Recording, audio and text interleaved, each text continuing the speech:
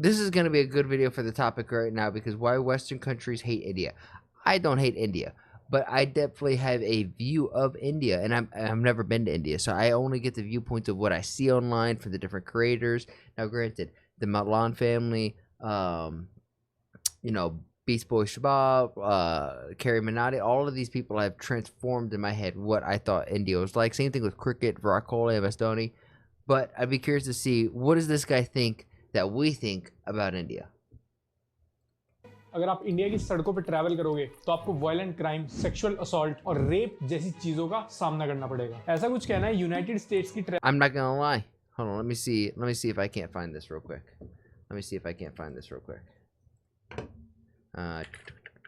Instagram. I want to see if I can't show a DM that I sent. Messages. Boom.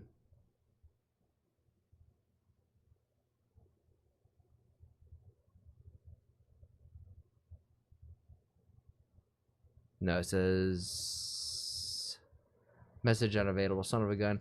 It was just a dude traveling over to India and pointing out everything he just said. Travel advisory का India के अंदर democracy खत्म हो चुकी है। India women के लिए एक अनसेफ कंट्री है। इंडिया के अंदर मुस्लिम्स फियर में रह रहे हैं और इंडिया पॉवर्टी में रह रहा एक थर्ड वर्ल्ड कंट्री है जहां रिलीजन को लेके आए दिन लड़ाइयां होती रहती हैं। ऐसा कहना है वेस्टर्न मीडिया का। वेस्टर्न मीडिया इंडिया को इसी तरह पोर्ट्रे करती है अपने आर्टिकल्स और अपनी न्यूज रिपोर्टिंग में। कुछ इसी तरह से हमारी कंट्रीज के अगेंस्ट फॉल्स नैरेटिव्स को फैलाया जाता है और ग्लोबल लेवल पे इंडिया की रेपुटेशन को खराब किया जाता है। ये सब देख के लोगों को लगता है कि हमारी कंट्री में कितने सारे इश्यूज हैं और वहीं दूसरी तरफ वेस्टर्न कंट्रीज इतनी तेजी से डेवलप कर रही हैं और जो वेस्टर्न सिविलाइजेशन है उनकी लाइफ हमसे कितनी ज्यादा इजी है, वहां लोग कितने ज्यादा खुश हैं। लेकिन रियलिटी इससे एकदम एग्जैक्ट अपोजिट है। वेस्टर्न मीडिया अपनी सोसाइटी को बहुत खुश पोर्ट्रे करती है और हमारा मानना भी कुछ ऐसा ही है। इन लोगों की नेटफ्लिक्स की वेब सीरीज में किसी हाई स्कूलर की लाइफ को देख के हमें भी यही लगता है कि यार I don't know. I think the reality is living over here in America, especially if like you're a young person, you're living in the best time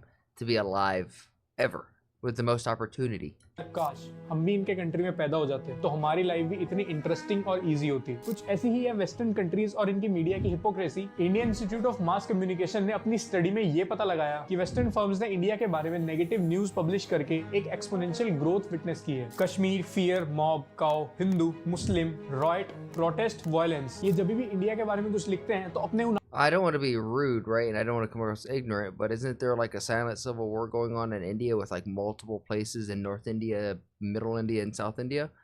Am I not wrong? Like South India kind of wants to be alone because it's like, hey, we produce enough of the GDP for this whole country.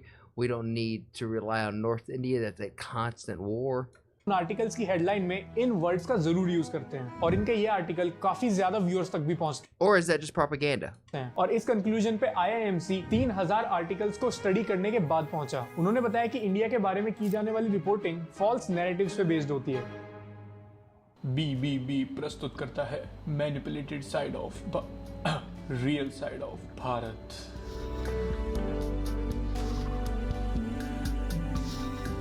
And this is Bharat.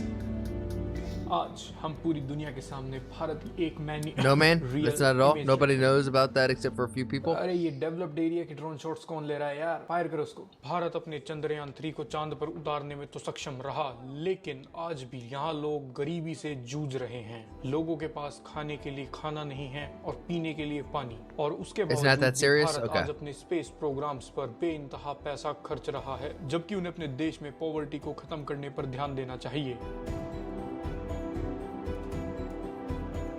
India चांद के south pole पे land करने वाला पहला देश बना तो है, लेकिन सड़कों पे बहुत ज्यादा गंदगी है। ये कुछ मैनिपुलेटेड शॉट्स हमने चेरी पिक किए हैं जिससे कि भारत की छवि को दुनिया के सामने बिगाड़ा जा सके और उनकी अकॉम्प्लिशमेंट्स को छोटा दिखाया जा सके। भारत का आम नागरिक जूझ रहा है और हम आपको आज ऐसे ही एक नागरिक से मिलाएंगे। मिलिए। Bro's roasting the BBC. I mean, this might as well be a BBC clip. खाने का तो ऐसा है कि सुबह का मिल जाता है तो शाम का भरोसा नहीं, और शाम का मिल जाता है तो सुबह का भरोसा नहीं। यहाँ पर संजय का कसूर सिर्फ इतना है कि वो एक आम इंसान है और सरकार इनकी बिल्कुल भी नहीं सुनती। संजय महज एक एग्जाम्पल है।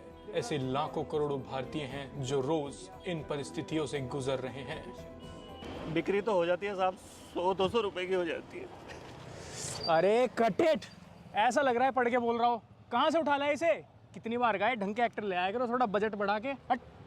दूसरी तरफ यूनाइटेड किंगडम और कुछ वेस्टर्न कंट्रीज इंडिया के चंद्रयान 3 की सॉफ्ट लैंडिंग के अचीवमेंट से भी ज्यादा खुश नहीं है। ब्रिटिश लोग अपने कॉलोनियल माइंडसेट को लेकर सामने आ जाते हैं। हमें कितने टॉयलेट्स बनाने चाहिए, हमें स्पेस प्रोग्राम पे ध्यान ना देकर हमें कंट्री की पॉवर्टी को खत्म कर देना चाहिए। भारत को ऐसे लेक्चर्स यूके से हमेशा मिलते रहते हैं। जीबी न्यूज की एक जर्नलिस्ट पैट्रिक क्रिस्टिस का कहना तो ये भी था कि अगर Bharat south pole of moon पर जा सकता है तो भारत को ब्रिटेन से एड नहीं लेनी चाहिए। Countries with a space program. As a rule, if you can afford to fire a rocket at the dark side of the moon, you shouldn't be coming to us with your hand out. और भारत को Britain ने जो 2.5 million as a add दिए हैं वो भारत को उन्हें वापस कर देने चाहिए। ऐसे कुछ फेक और मैनिपुलेटेड न्यूज के जरिए ये जो जर्नलिस्ट हैं ये भारत को डिफेम करते हैं। सो आज हम पुल आउट करते हैं अपना Uno reverse card. United total population 67 million है, उनमें से 14 मिलियन लोग पॉवर्टी में जी रहे हैं, जिनमें 3.9 मिलियन तो सिर्फ बच्चे हैं। रियलिटी तो ये है कि हाई रेट्स के चलते यूके के सिटीजन्स के पास आज इलेक्ट्रिसिटी बिल तक पे करने के पैसे नहीं हैं। आज वहां पर इलेक्ट्रिसिटी और गैस के प्राइसेस 80 टाइम्स हाई हैं और यूके में हर साल 90,000 से ज्यादा लोग पॉवर्टी की वजह से अपनी जान गवा बैठते हैं। वहां का health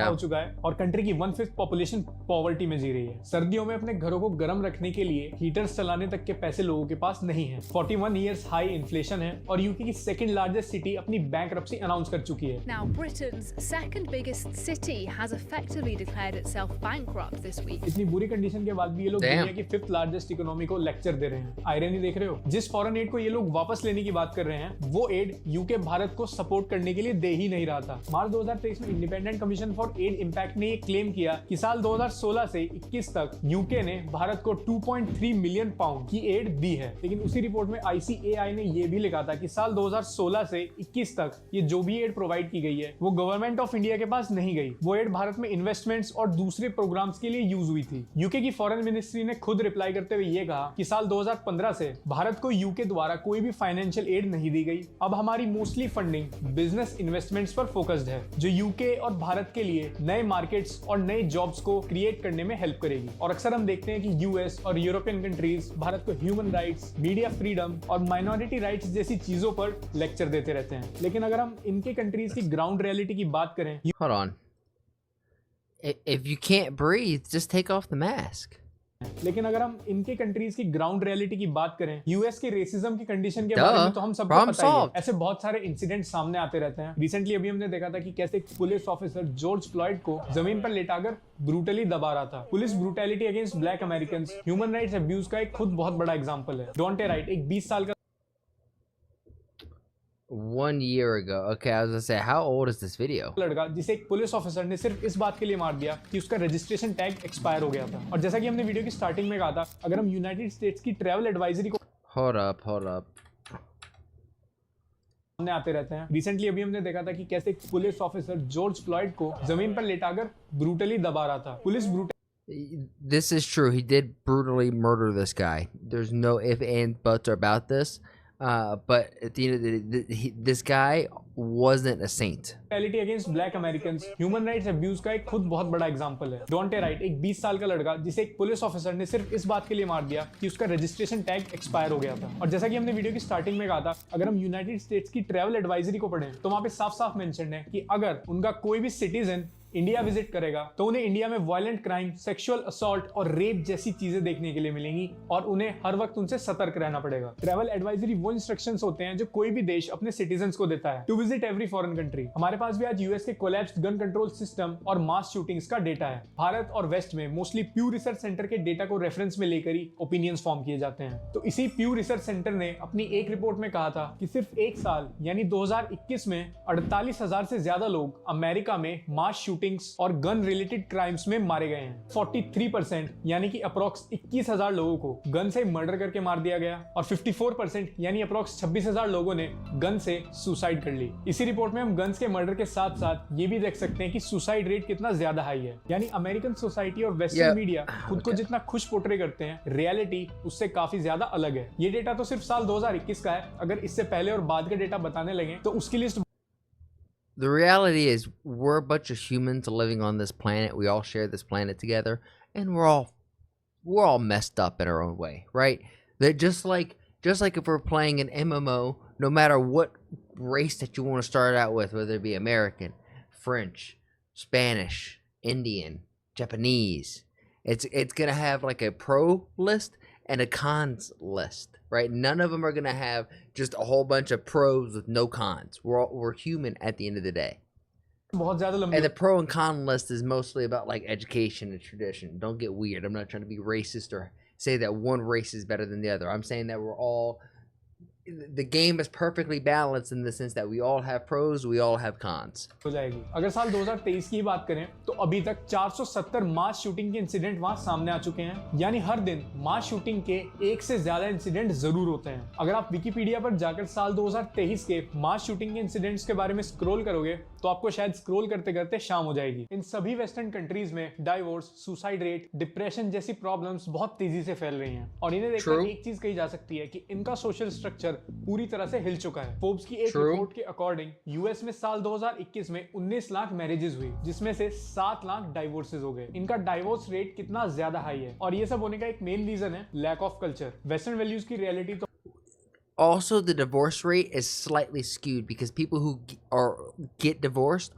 are more likely to divorce again, right? So it's like somebody who's divorced.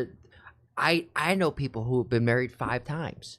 That one person is skewing the number 5 times, right? You know what I'm saying? तो हम सबको पता ही है वहाँ पे बच्चे जो हैं वो अपने पेरेंट्स के साथ नहीं रहते क्योंकि उनकी फैमिलीज में बहुत ज्यादा केओस होता है। बहुत हाई चांसेस होते हैं कि उनके पेरेंट्स का डाइवोर्स हो जाएगा और फिर चाइल्ड को कोई सिंगल मदर या सिंगल फादर रेज करेगा और एंड में उनके लिए ये चीजें डिप्रेशन, सुसाइड और ड्रग कंज्यूमिंग में बदल जाती हैं। मेजॉरिटी वेस्टर्नर्स एक जॉइंट फैमिली में रहना पसंद नहीं करते क्योंकि they want freedom at a young age. Bharat में फिलहाल तो ऐसा बहुत कम है, स्पेशली रूरल एरियाज में, लेकिन I agree with the idea of having a family in the house now, right? I kind of see that as a benefit that other cultures have that Americans do not, right? Like it's about getting out of the house at 18 and getting your own land and establishing yourself as an individual. But I think living with the family and having like a generational home is not a bad thing. धीरे धीरे western culture से हम भी influence हो रहे हैं और पिछले कुछ समय में हमें भी देखने के लिए मिला है कि हमारी कंट्री में भी डाइवोर्स रेट बढ़ता जा रहा है। वेस्टर्न इन्फ्लुएंस के बाद भी हमारी सोसाइटी आज वेस्टर्न वर्ल्ड से 1000 गुना अच्छी है और इसका मेन रीजन है भारतीय Yeah, but divorce isn't always a bad thing either, right? Like, if either party is in a negative relationship, they need to get out. और अपनी फैमिली की नीड्स को पूरा करना होती है। भारत में जॉब मिलने की एवरेज एज 22 से 23 साल है and due to our culture and tradition उस एज तक मेजॉरिटी लोगों को ये समझ आ जाता है कि उनकी फैमिली और सोसाइटी को लेकर उसकी क्या रिस्पॉन्सिबिलिटी है। कुछ ऐसे अच्छे इंफ्रास्ट्रक्चर के फोटोज और वीडियोस हमें बहुत देखने के लिए मिलते हैं, लेकिन इन दीवारों के पीछे कुछ ऐसा भी चलता है। वेस्टर्न कंट्रीज में ड्रग कंज्यूमिंग का हाई होना कोई नई चीज नहीं है। काफी यूरोपियन कंट्रीज ने तो ड्रग कंज्यूमिंग लीगल भी कर दी है और इसका डायरेक्ट इंपैक्ट सोसाइटी पर पड़ रहा है, स्पेशली यूथ पर। जहां जहां भी ड्रग्स को लीगल किया गया है वहीं पर crime, education is the answer to that. High growth देखने के लिए मिली है। आप इस वीडियो को देखो जिसमें ज़ॉम्बी ड्रग कहे जाने वाले फेंटेनाइल को लेकर अमेरिकन, यूरोपियन और कैनेडियन लोग ज़ॉम्बीज की तरह अमेरिका और कनाडा की स्ट्रीट्स पर घूम रहे हैं। फेंटेनाइल नाम के इस ड्रग से वेस्टर्न That's probably California. हो चुके हैं कि सिर्फ एक दिन में 150 से ज्यादा लोग यूएस में मारे जा रहे हैं। इस ड्रग को लेने के बाद एक इंसान ज़ॉम्बी की तरह बिहेव करने लगता है और उसे कोई होश हवास नहीं रहता। स्काई न्यूज के अकॉर्डिंग ये ड्रग मॉर्फिन से भी 50 गुना ज्यादा पावरफुल है। बार्सिलोना रिसर्च एंड इनोवेशन के according drug culture western countries में पिछले 20 सालों से एक नॉर्मल चीज बन चुका है और सिर्फ अपने देश को ही नहीं, ये लोग दूसरे देशों को भी तबाह करने में एक्सपर्ट हैं। ब्रिटिश गवर्नमेंट द्वारा 40 सालों में 100 मिलियन इंडियंस का मैसेकर और 20 लाख वियतनामी सिविलियंस को केमिकल बॉम्ब से मारने वाले यूएस के ब्रूटल मैसेकर की बात तो हमने की ही नहीं। वेपन्स ऑफ मास डिस्ट्रक्शन के नाम पर नेटो फोर्सेस यूएस और यूके ने इराक को इन्वेड किया, जहां पर वेस्टर्न मिलिट्री ने करीबन 4.5 लाख इनोसेंट सिविलियंस को मार दिया। भारत के बारे में नेगेटिव न्यूज पब्लिश करना मीडिया फर्म्स को पब्लिसिटी भी देता है। इनको पता है कि यूएस के बाद सबसे ज्यादा इंग्लिश बोलने वाले लोग भारत में हैं और अगर ये मीडिया फर्म्स भारत के बारे में कुछ नेगेटिव छापेंगे तो डेफिनेटली इनको नेगेटिव पब्लिसिटी मिलेगी। अब लोग किसी भी तरह से रिएक्ट करें, इन लोगों को चाहिए सिर्फ एक क्लिक जो इन्हें मिल जाता है और ऐसा करके ये लोग ग्लोबल लेवल पे हमारी कंट्री की रेपुटेशन के साथ खिलवाड़। I feel like this is starting to change though now, because if you have a voice and you're confident enough to be, you know, put yourself online and open up to being vulnerable, you can change the masses, even if it's just one person at a time. Ward करते हैं। आज हम What's waste up, की Arma? बड़ी buildings, अच्छे roads और भारत के मुकाबले में स्ट्रॉन्ग करेंसी देखकर फैसिनेट हो जाते हैं। हमें लगता है कि ये लोग बहुत ज्यादा सिविलाइज्ड हैं, लेकिन अच्छा इंफ्रास्ट्रक्चर होने से और रिच हो जाने से कोई भी सोसाइटी सिविलाइज नहीं होती। वेस्ट, जिसने दुनिया को 2 deadly wars, regional war, 5 decade चलने वाला cold war, atomic bomb attack, civil wars दिए हैं, शायद वो भारत तो क्या किसी भी देश को डेमोक्रेसी, ह्यूमन राइट्स और मॉरल वैल्यूज के बारे में लेक्चर देने लायक नहीं है। अपनी सोसाइटीज के फ्लॉज एक्सेप्ट ना करके दूसरी कंट्री के डेवलपमेंट से जलना आज वेस्ट में एक ट्रेंड सा बन चुका है। इन्हें पॉवर्टी और क्राइम्स जैसे इश्यूज तभी क्यों याद आते हैं जब इंडिया कोई ऐसी अकॉम्प्लिशमेंट करता है। So that's it for today and now वही घिसा पिटा आउटरो। अगर आपने मुझे ट्विटर इंस्टाग्राम पे फॉलो नहीं किया है तो Just curious. My bro woke up and chose violence. I strongly urge you to make a video on how social media is ruining our lives.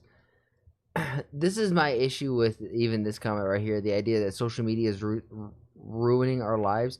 To me, social media is a tool, right? And if you allow this tool to ruin your life, that's on you. That's not on social media. But that's kind of my viewpoint on this. So obviously, I kind of disagree with a lot of what he's saying. I think he portrayed some of that in kind of a biased way, but I'm picking up what he's. If you're picking up what I'm putting down, then please like the video, subscribe, and if you really like it, then share it with some of your friends. My goal here is to spread a positive message while sprinkling my 2 cents on big topics like American, Indian, and world geopolitics, and even small stuff like Twitch drama and online debacles. And if you want to see it live, come join me over on Twitch. Twitch.tv/ActuallyElrod. That's where I'm going to do all my reactions, and after the reactions, that's where we get down a game. And if you're like, hey, I have a video that I want this dude to sprinkle his 2 cents on, then come over on my Discord and let me know and join the community there. And while we're at it, I have to say thank you to everybody who has made that Discord just so poppin'. I never thought I'd have a Discord that's so flowing. It's really cool to see. Shout out to you, Bobby, Omni, Demon, all of you who have been in there who are just super active. Logie, you're the man. Logie is the one who's like modding and helping run the server, so thank you, Logie. Lastly, I challenge you. I have a challenge for you. Make somebody laugh today. We all know there's enough hate and vitriol in the world. If energy is contagious like the flu, then let's spread and get everyone contagious with our positive energy, right? Not negative energy, because there's so much of that. And if we could just be a small little change in someone's day, then you never know. Maybe that's the thing that starts shifting this world to a happier, healthier, just better place. And with all of that said and done, thank you guys, and I'll see you on the next one.